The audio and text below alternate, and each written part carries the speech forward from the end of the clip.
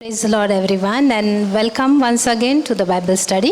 सर्वांना praise the Lord आणि पुन्हा एकदा या बायबल स्टडीमध्ये तुमचं स्वागत आहे.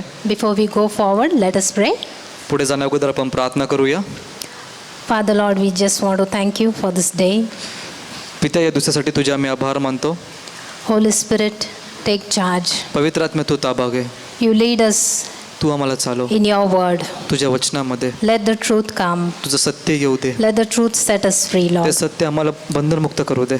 Open eyes of understanding आमचे ज्ञानाचे चक्षु तू प्रकाशित कर. and help us to understand your word आणि प्रभू, तुझं वचन समजण्यासाठी सहाय्य कर. and apply it in our lives. आमच्या जीवनामध्ये ते लागू करण्यासाठी सहाय्य कर. In Jesus' name, येशूच्या नावाने amen. Amen. Amen.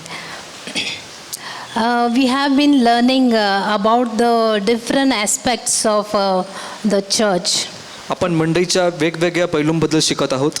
and Pastor has been teaching in the last few weeks about the church, आणि पास्टर मागच्या काही आठवड्यापासून मंडईबद्दल शिकवत आहेत. and we will continue that topic तोच विषय आपण पुढे चालू ठेवणार आहोत, about the church. मंडईबद्दल. So we all know that the church is ecclesia. The Greek word for church is ecclesia, तर आपल्या सर्वांना ठाऊक आहे की चर्चसाठी ग्रीक शब्द आहे एक्लिसिया, which means called out people, ज्याचा अर्थ बाहेर बोलवलेले लोक, separated ones. वेगळे केलेले लोक. And so we are God's own people, तर आपण देवाचे स्वतःचे लोक आहोत and we are the chosen ones. आणि आपण निवडलेले आहोत. We are God's family. आपण देवाचं कुटुंब आहोत. Amen. Amen. And Christ is the head of the church, आणि ख्रिस्त मंडईचा मस्तक आहे. and we are his body. आपण त्याचं शरीर आहोत. And he is Jesus Christ, he is the nourisher of the church. आणि येशू ख्रिस्त तो त्या मंडळीचा पालन पोषण करणार आहे. He is the savior of the church, his body. तो त्याच्या देहाचा, त्या शरीराचा तो तारणारा आहे. The church is subject to Christ, आणि मंडळी ख्रिस्ताच्या अधीन आहे. and the church, which is his body, आणि मंडळी जे ख्रिस्ताचं शरीर आहे, that is all of us. जे आपण सर्व आहोत, We each one of us आपण प्रत्येक जण have a part to do, आपल्याला एक कार्य आहे a function to perform आणि आपल्याला एक काम करायचं आहे. according to the gift that Jesus gives us. आणि जे दान येशूने आपल्याला दिलं आहे त्यानुसार. So every one of us have to do their share. तर आपल्या प्रत्येकाला आपापला वाट्याचं काम करायचं आहे. So the body grows मग ते शरीर वाढतं and progresses well. आणि चांगल्या रीतीने ते प्रगती करतं. Amen. आमेन. Today आज we will study into one more aspect of the church. आपण मंडईचे आणखी एक पैलू पाहणार आहोत. We'll go in the word. आपण वचनात जाऊया. Numbers, we'll read Numbers 35. We will read from verses 6 to 13 onwards. आपण वचन वाचूया. गणना याचा 35 अध्याय वचन 6 ते 13. 6 of the towns you give the Levites will be the city of refuge to which a person who has killed someone may flee. In addition, give them 42 other towns. In all, you must give the Levites 48 towns together with their pasture lands. The towns you give the Levites from the land the Israelite possess are to be given in proportion to the inheritance of each tribe. Take many towns from a tribe that has many, but few from the one that has few. And 9th verse it says, Then the Lord said to Moses, Speak to the Israelites and say to them, When you cross the Jordan into Canaan, select some towns to be your cities of refuge, to which a person who has killed someone accidentally may flee. They will be the places of refuge from the avenger, so that anyone accused of murder may not die before they stand trial before the assembly. These 6 towns you give will be your cities of refuge. आणि तुम्ही जी नगरे लेव्यांना द्याल ती आश्रयाची 6 नगरे असावी. मनुष्य घातक्याने त्यात पळून जावे म्हणून त्याच्यासाठी ती तुम्ही नेमून द्या. आणि त्याखेरीज 42 नगरे द्या. जी सगळी नगरे तुम्ही लेव्यांना द्यावी ती 48 नगरे त्यांच्या शिवारांसुद्धा असावी. आणि इस्रायलच्या संतानांच्या वतनातून जी नगरे तुम्ही द्याल त्यांविषयी तर तुम्ही बहुताहून बहुत घ्या व थोडक्यांकडून थोडकी घ्या. जे वेतन त्यांना मिळेल त्यातून प्रत्येकाने आपापल्या वचनाच्या प्रमाणे आपली काही नगरे लेव्यांना द्यावी. आणि यहोशुआ मोशेशी बोलला. तो म्हणाला, इस्रायलच्या संतानाशी बोल आणि त्यांना सांग, जेव्हा तुम्ही यार्देनेच्या पलीकडे कनान देशात जाल तेव्हा तुमची आश्रयाची नगरे व्हावी म्हणून तुम्ही आपणासाठी काही नगरे नेमून ठेवा. जो कोणी चुकून मनुष्याला जीवे मारतो त्या मनुष्य घातकाने त्यात पळून जावे आणि ती नगरे सूट घेणाऱ्यापासून आश्रयासाठी तुम्हास असावी. म्हणजे तो मनुष्यघातक न्यायासाठी सभेपुढे उभा राहील तोपर्यंत मरणार नाही. जी नगरे तुम्ही द्याल ती 6 नगरे तुम्हासाठी आश्रयाची अशी असावी. Amen. So we see here that the Lord commanded Moses to appoint 6 cities of refuge. तर आपण ह्या ठिकाणी पाहिलं, परमेश्वराने मोशेला आज्ञा दिली की 6 नगरे आश्रयाची नगरे म्हणून नेमावी. So that if any man accidentally kills someone, he could flee to that city of refuge. जेणेकरून कुठल्याही एका व्यक्तीने कोणाला चुकून मारले तो त्या आश्रयाच्या नगरामध्ये जाऊन थांबू शकतो. And he will be safe till the time of his trial. आणि जोपर्यंत तो सभेपुढे येत नाही तोपर्यंत त्याचा बचाव होईल.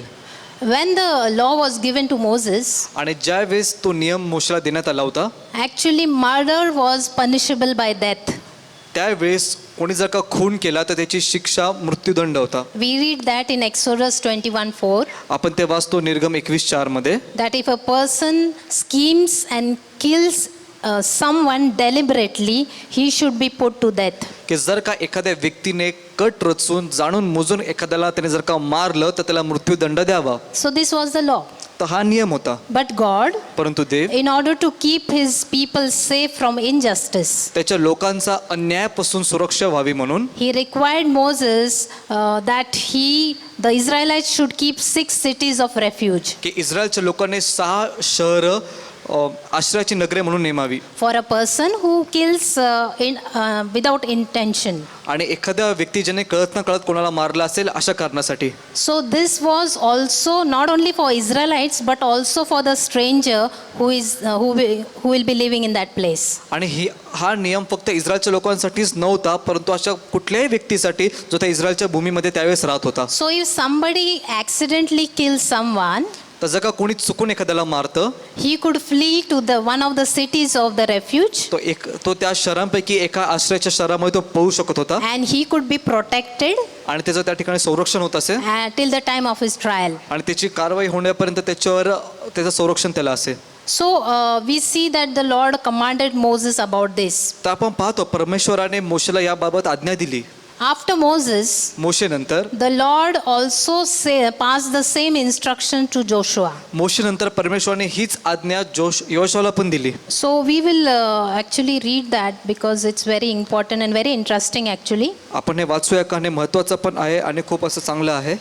We read in Joshua 20th chapter and 1 to 9 verses. Yehoshua याचा 20वा अध्याय वचन 1 ते 9.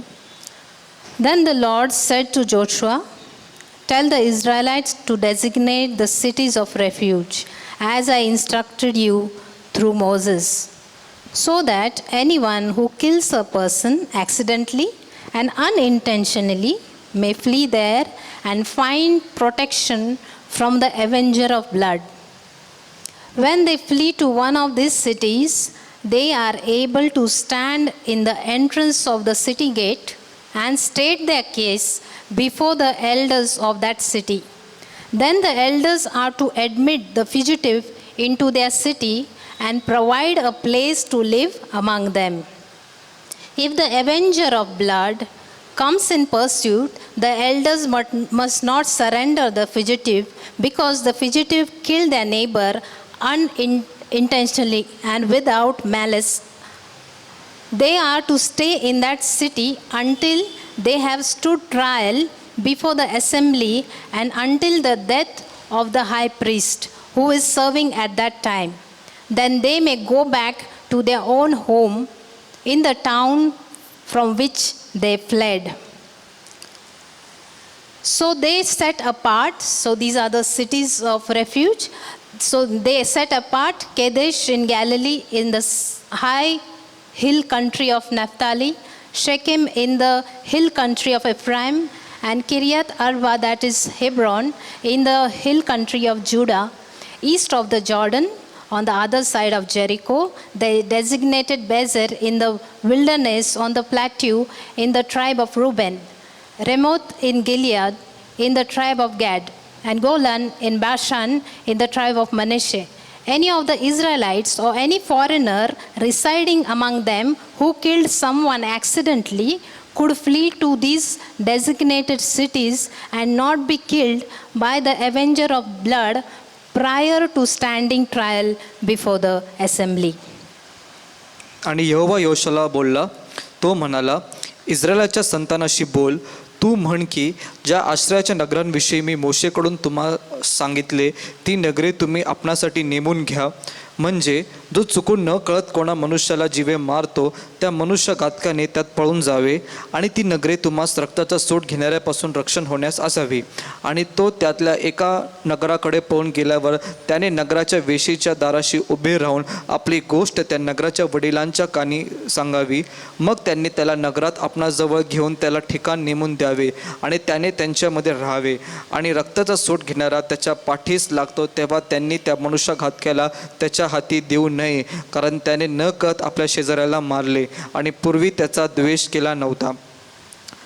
आणि तो न्यायासाठी सभेपुढे उभा राहीपर्यंत किंवा जो मुख्य याजक त्या दिवसात असेल त्याच्या मरणापर्यंत त्या नगरात त्याने राहावे. नंतर त्या मनुष्यघातक्याने आपल्या नगरात, म्हणजे ज्या नगरातून तो पळाला त्यात आपल्या घरी माघारे जावे.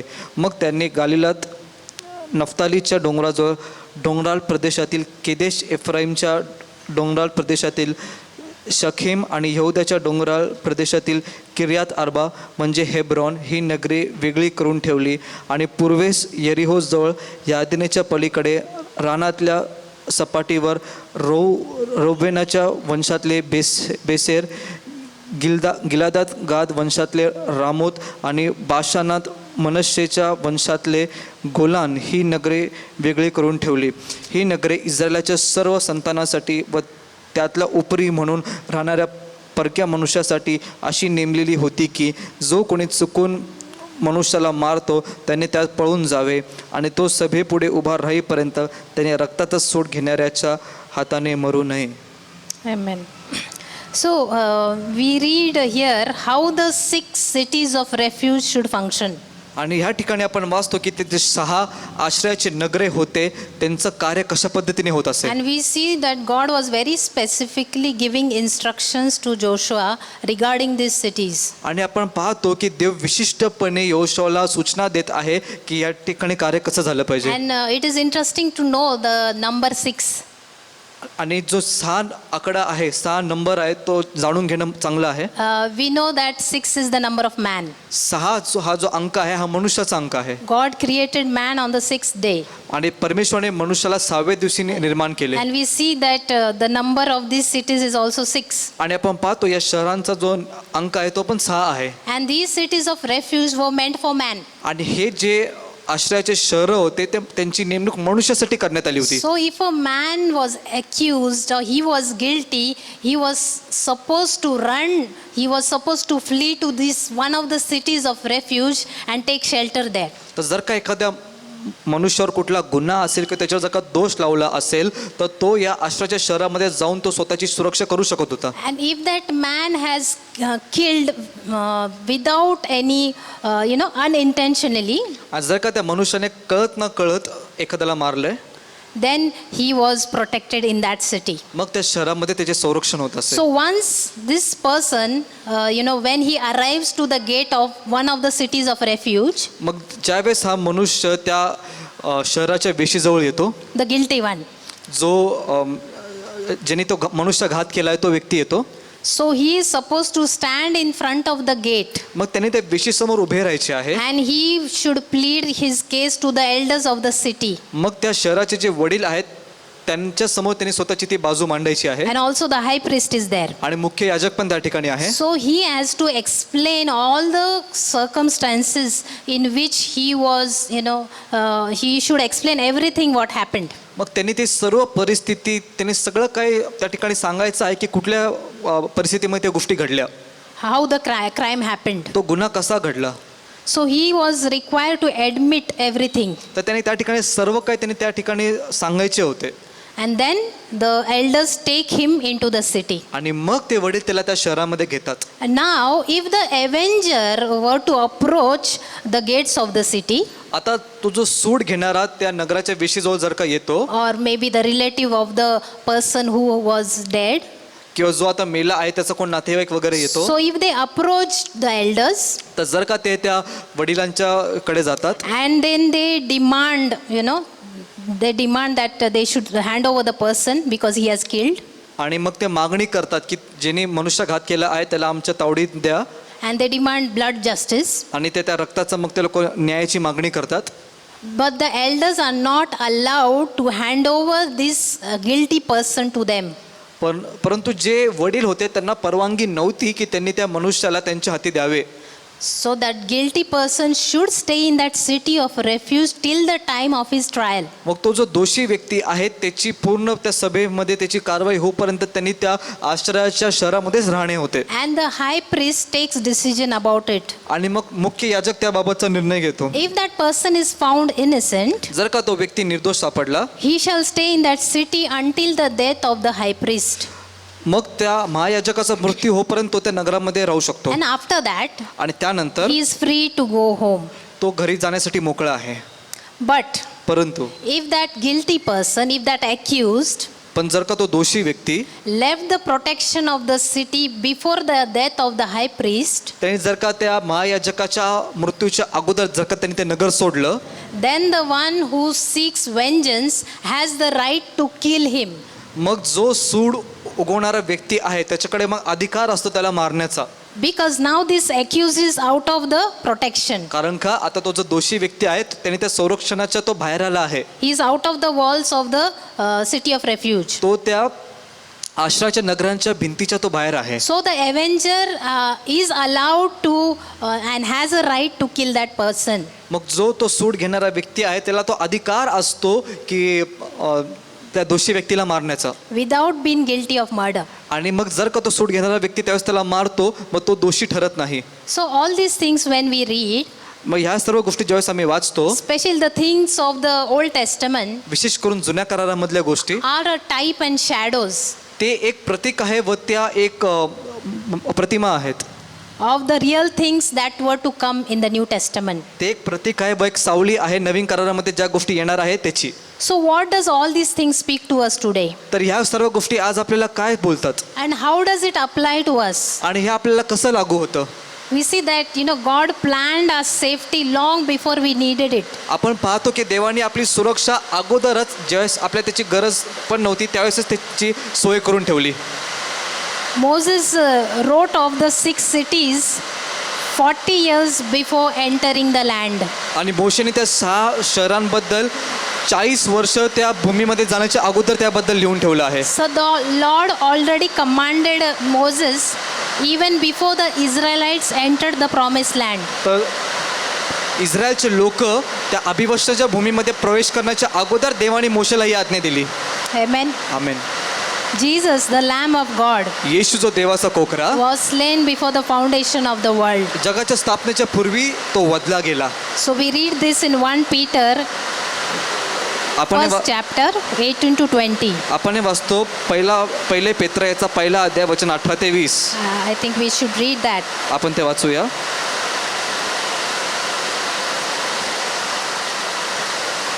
First Peter 1, first chapter 18 to 20. पहिले पेत्र पहिला अध्याय वचन 18 ते 20.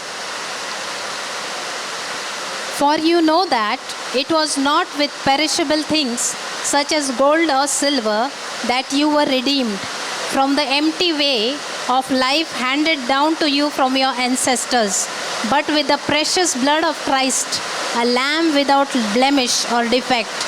He was chosen before the creation of the world, but was revealed in these last times for your sake. कारण हे तुम्हास ठाऊक आहे की तुमच्या वाडवडिलांपासून चालत आलेल्या तुमच्या व्यर्थ वर्तणुकीपासून तुम्हास सोने व रुपे अशा नाशवंत वस्तूंनी विकत घेतले नाही, तर निष्कलंक व निर्दोष कोकरा असा जो ख्रिस्त त्याच्या मूलवान रक्ताने तुम्हास विकत घेतले आहे. Amen, amen. Jesus, he was slain before the foundation of the world. God planned that salvation for man even before the foundation of the world. येशू ख्रिस्त जेव्हा वदला गेला, देवाने ती योजना जगाच्या स्थापनेच्या अगोदर करून ठेवली. The plan of salvation. आणि तारणाची ती योजना. And so the cities of refuge are a picture of Christ and his church. म्हणून आश्रयाचे जे नगर आहेत ते येशू ख्रिस्त व त्याच्या मंडळीचं ते एक प्रतीक आहे. Amen. Amen. The cities of refuge are a picture of Christ and his church. जे आश्रयाचे नगर आहेत ते येशू ख्रिस्ताचं व त्याच्या मंडळीचं ते एक चित्र आहे. And Jesus offers us protection from eternal death and through his blood. येशू आपल्याला सार्वकालिक मरणापासून संरक्षण पुरवतो त्याच्या सार्वकालिक रक्ताद्वारे. Amen. And you see, we know we all are sinners. आपण सर्वजण पापी आहोत. According to Romans 3:23, रोम 3:23 अनुसार which says that all have sinned and fallen short of the glory of God. लिहिलं आहे की सर्वांनी पाप केलं आहे व ते देवाच्या गौरवाला अंतरले आहेत. We all are guilty, आपण सर्व दोषी आहोत, just like that accused. त्या दोषी व्यक्तीप्रमाणेच. And so we need refuge. म्हणून आम्हाला आश्रयाची गरज आहे And Jesus is our refuge. आणि येशू आमचा आश्रय आहे. Amen. Amen. And he is the one who redeems the souls of his servants. आणि त्याच्या सेवकांचा जीव तोच उद्धारतो.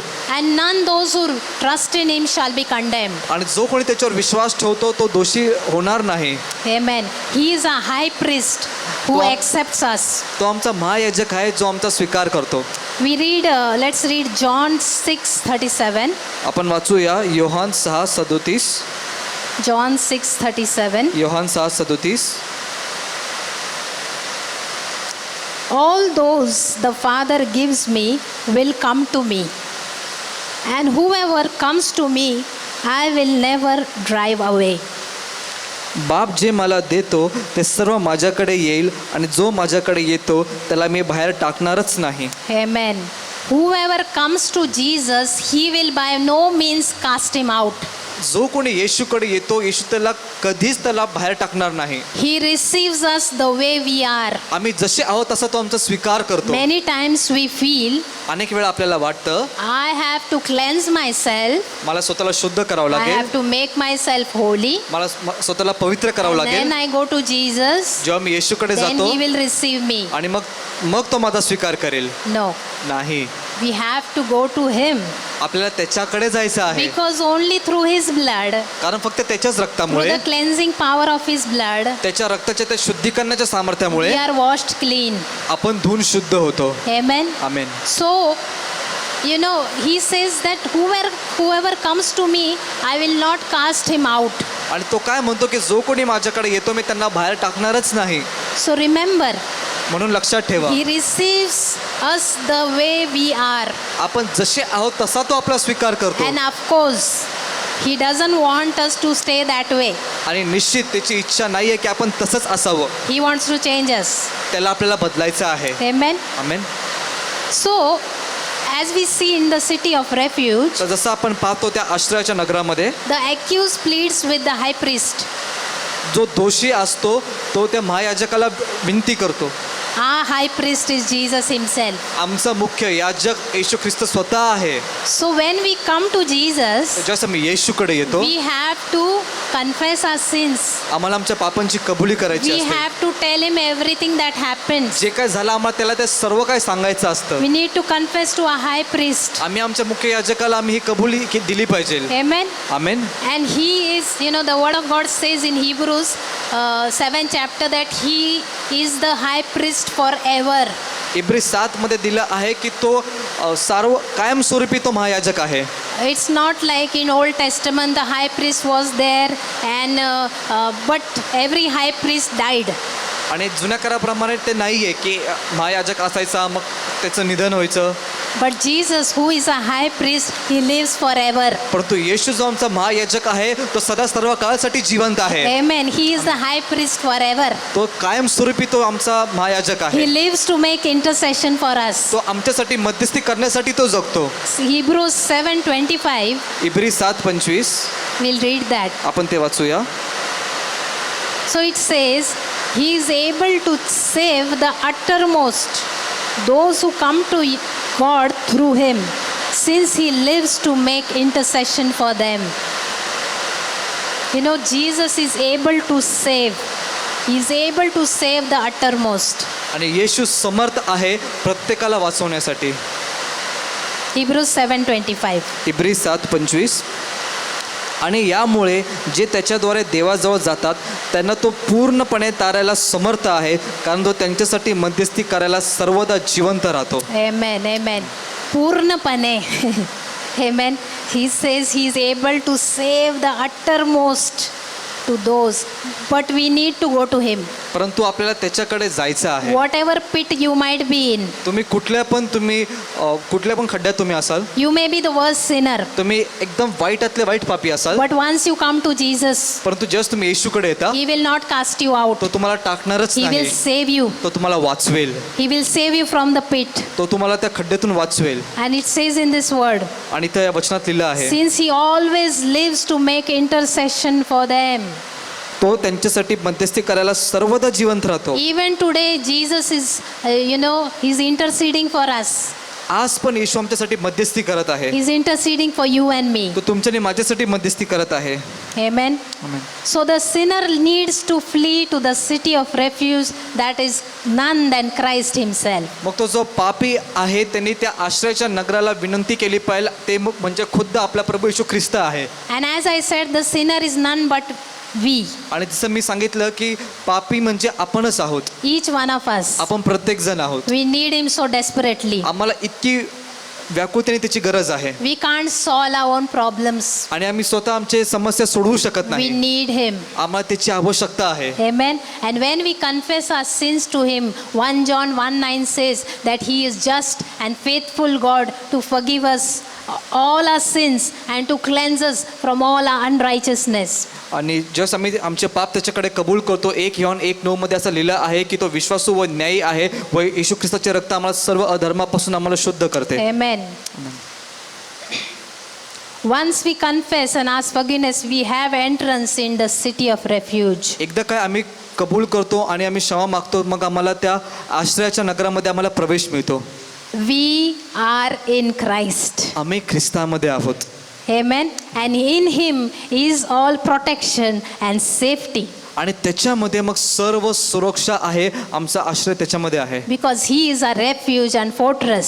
कारण का तो आमचा दुर्ग आणि आमचा आश्रय आहे. Once we trust in him and receive him, एकदा काय मी त्याच्यावर विश्वास ठेवतो आणि त्याचा स्वीकार we करतो, become his children. आम्ही त्याची लेकरं बनतो. And once we are in him, we have eternal life in him. आणि एकदा काय आम्ही त्याच्यामध्ये असतो तर मग त्याच्यामध्ये आम्हाला सार्वकालिक जीवन आहे. And see, John 10:28 says आणि योहान 10:28 मध्ये लिहिलं आहे, that everyone who comes to him, जो कोणी त्याच्याकडे येतो he gives eternal life, तो त्यांना सार्वकालिक जीवन देतो and they will never perish. आणि त्यांचा नाश होणार नाही. Neither shall anyone snatch them out of his hands. आणि त्याच्या हातामधून त्यांना कोणी हिसकावून पण घेऊ शकत नाही. Amen. Amen. Once we are in that city of refuge, we are protected, we are guarded, because Jesus is a refuge and he is a fortress. एकदा काय आम्ही त्या आश्रयाच्या शहरामध्ये ज्यावेळेस आम्ही असतो, मग आमचं संरक्षण होतं, आमचं रक्षण होतं, कारण का तो येशू आमचं आश्रयाचं स्थान आहे. Amen. Psalms 28:8 says स्तोत्र 28:8 मध्ये लिहिलं that आहे he is the saving refuge of his anointed ones. की तो त्याच्या अभिषिक्तांचा तो वाचवणारा तो एक आश्रयस्थान He आहे. is the strength of his people. तो त्याच्या लोकांचा तो बळ आहे. He is the saving refuge. We can run to him. तो वाचवणारा आश्रयस्थान आहे. आम्ही त्याच्याकडे धावून जाऊ शकतो. We all know, na, that song, the righteous run to him. The name of the Lord is a strong refuge. All the righteous run into him and they are safe. आणि ते गीत आपल्या सर्वांना ठाऊक आहे की प्रभूचं नाव हे आमचं बळकट आमचा दुर्ग आहे आणि धार्मिक त्याच्यामध्ये पळतात व त्यांचं रक्षण त्या ठिकाणी होतं. Amen. Amen. It is dangerous to leave a city of refuge. ते आश्रयाचं नगर सोडणं ही एक धोक्याची गोष्ट आहे. If you are out of Christ, जर का तुम्ही ख्रिस्तापासून बाहेर आहात, we are prone to danger. मग आपण त्या धोक्यात आहोत. If that accused person goes out of the city of refuge, मग जर का तो दोषी व्यक्ती त्या आश्रयाच्या नगराच्या बाहेर जातो, the avenger has every right to kill him. त्या सूड घेणाऱ्या व्यक्तीला मग पूर्ण अधिकार असतो त्याला मारण्याचा. In the same way, त्याच प्रकारे when we are out of Christ, जस आपण ख्रिस्ताच्या बाहेर असतो, there is one avenger. एक सूड घेणारा आहे, There is one adversary. एक शत्रू आहे, There is Satan. तो सैतान आहे. And 1 Peter 5:8 आणि 1 पेत्र 5:8 it says, तिथे लिहिलं आहे, your adversary, the devil, walks like a roaring lion. 1 Peter 5:8. 1 पेत्र 5:8, सावध असा, जागे राहा, तुमचा शत्रू सैतान हा गरजणाऱ्या सिंहासारखा कोणाला गिळावे म्हणून शोधित फिरतो. Seeking whom he may devour. You know, he is seeking. तो शोधत आहे की कोणाला गिळावे. Once you are out of Christ, एकदा काय तुम्ही ख्रिस्ताच्या बाहेर आहात, you are open to Satan, मग तुम्ही त्या सैतानासाठी उघडे असता and he is waiting आणि तो थांबलेला to आहे, devour. तो गिळण्यासाठी थांबलेला आहे. You know, John 10:10, we all know that verse. आपल्याला सर्वांना योहान 10:10 हे वचन ठाऊक आहे. The thief, that is Satan. चोर म्हणजे सैतान, He comes to steal, to kill, and to destroy. तो चोरी करण्यासाठी, घात करण्यासाठी व नाश करण्यासाठी येतो. But Jesus says, परंतु येशू I म्हणतो, have come to give life, मी आलो आहे जीवन देण्यासाठी and life in abundance. आणि विपुलतेचे जीवन देण्यासाठी. So in Christ, म्हणून ख्रिस्तामध्ये as long as we are in Christ, आपण जोपर्यंत ख्रिस्तामध्ये आहोत, we have life, आम्हाला जीवन आहे. because he has promised, कारण का त्याने अभिवचन दिलं आहे if you are in me, की जर का तुम्ही माझ्यामध्ये आहात you will have life, तर तुम्हाला जीवन you असेल, will have protection. तुम्हाला संरक्षण असेल. But the choice is ours. परंतु ती निवड आमची आहे We need to choose to stay in him. आणि आम्ही त्याच्यामध्ये राहण्याची आम्ही निवड केली पाहिजे. Dear ones, प्रियांनो, today आज- maybe you don't know Christ, आज कदाचित तुम्हाला ख्रिस्त ठाऊक नसेल, but today you can make him your refuge परंतु आज तुम्ही त्याला स्वतःचा आश्रयस्थान करून घेऊ शकता. just by confessing your sins फक्त तुमच्या पापांची and कबुली करून believing in him. आणि त्याच्यावर विश्वास ठेवून. Amen. आमेन. I believe माझा विश्वास आहे today practically आज प्रात्यक्षिकरित्या the city of refuge for the world around us जे आपल्या अवतीभोवती जग आहे त्या जगासाठी आश्रयाचं स्थान is the church. मंडळी आहे. It's you and me. ते तुम्ही आणि मी आहोत. How can Jesus be revealed to the world today? आजच्या या जगाला येशू ख्रिस्त कसा प्रकट होईल? There are a lot of people भरपूर लोक आहेत who are guilty, जे दोषी आहेत, who are sinners, जे पापी आहेत, who are ashamed already. जे अगोदरच They are लज्जेमध्ये आहेत, living in sin. ते पापामध्ये जगत They आहेत. need the city of refuge. त्यांना त्या आश्रयाच्या They नगराची need गरज a आहे. place where they can flee and be protected. त्यांना अशा स्थानाची गरज आहे जिथे ते पळतील आणि त्यांना संरक्षण मिळेल. The church is a place मंडळी ते स्थान आहे where they can be saved, जिथे त्यांचं संरक्षण where मिळेल, they should be embraced. जिथे त्यांना मिठी मारण्यात येईल. If the church is not open to that, जर का मंडळ या गोष्टींसाठी उघडी नाहीये, where should they go? मग ते कुठे जातील? You know, so the church is the city of refuge for the world around us. म्हणून आपल्या अवतीभोवतीच्या जगासाठी मंडळी हे ते आश्रयाचं नगर आहे. We can show Jesus to them. आपण त्यांना येशू दाखवू शकतो. This is the place ही ती जागा आहे where the condemned, जिथं तो दोषी, the guilty, तो दोषी व्यक्ती the worst sinner, आणि वाईटातला वाईट पापी the broken, जे तुटलेले आहेत they can come ते येऊ and शकतात they can take shelter आणि त्यांना आश्रय मिळेल and they will be protected. आणि त्यांचं संरक्षण होईल. They will have life. त्यांना जीवन They मिळेल, will have safety. त्यांना संरक्षण They मिळेल, will not perish त्यांचा नाश होणार because नाही. Jesus gives eternal life. कारण येशू सार्वकालिक जीवन देतो. That is what Jesus wants of us. हेच येशूला आपल्यापासून पाहिजे. So Jesus not only saves us, तर येशू फक्त आपल्याला वाचवतच नाही, he not only is the city of refuge for us, तो फक्त आपल्या पुरताच तो आश्रयाचं नगर नाहीये, but he also wants us to be a city of refuge for the world around us. परंतु त्याची इच्छा आहे की आपण आपल्या अवतीभोवतीच्या जगासाठी आपण आश्रयाचं नगर असलं पाहिजे. Are we embracing those people? आपण त्या लोकांना मिठी मारत आहोत का? You know, we don't need to embrace the sin, आणि- but we need to embrace the sinners. त्या पापाला आपण मिठी नाही मारली पाहिजे, परंतु त्या पाप्यांना आपण मिठी मारली पाहिजे. The church is a place of refuge. मंडळी हे ते आश्रयाचं नगर आहे. The church is the city of refuge मंडळी आश्रयाचं नगर to आहे embrace sinners पाप्यांना मिठी that they मारण्यासाठी, may be saved जेणेकरून त्यांचं तारण होईल and be protected आणि ज्यांना सुरक्षा त्यांना मिळेल and they may find eternal life आणि त्यांना सार्वकालिक जीवन प्राप्त and होईल freedom from all condemnation. आणि प्रत्येक दंडाज्ञेपासून त्यांना मोकळीकता मिळेल. Amen. Amen. Amen. Let us close our eyes. आपण आपले डोळे बंद करूया. Thank you, Father. धन्यवाद पिते. Father, Lord, we just want to thank you. स्वर्गीय पिता, तुला आम्ही धन्यवाद देतो. Thank you for speaking to us, Holy Spirit. धन्यवाद पवित्र आत्म्या, तू आमच्याशी बोलला आहेस. Thank you, God, that you thought of us. You thought of us safety even before the foundation of the world. धन्यवाद प्रभू, तू आमच्याबद्दल विचार केला, आमच्या सुरक्षेबद्दल तू विचार केला जगाच्या स्थापनेच्या अगोदर. You thought of sending Jesus for us, Lord. तू विचार केला की येशूला आमच्यासाठी पाठवावं. Thank you, Jesus.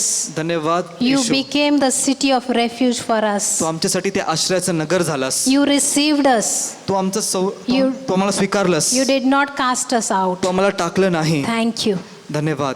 Thank you, Jesus. धन्यवाद येशू, Thank you. You are our city of refuge. तूच आमचं आश्रयाचं नगर आहे. You are our saving refuge. तू आम्हाला वाचवणारा तू You आमचं are नगर our आहे. fortress. तू आमचा दुर्ग आहेस. You are our protector. तू आमचा वाचवणारा You are the आहेस. giver of eternal life. तू सार्वकालिक जीवन देणारा आहे. You are the one who gives us freedom. तू आहे जो आम्हाला मोकळीकता देतो. You protect us from the avenger. तू आम्हाला ते सूट घेणाऱ्यापासून वाचवतो.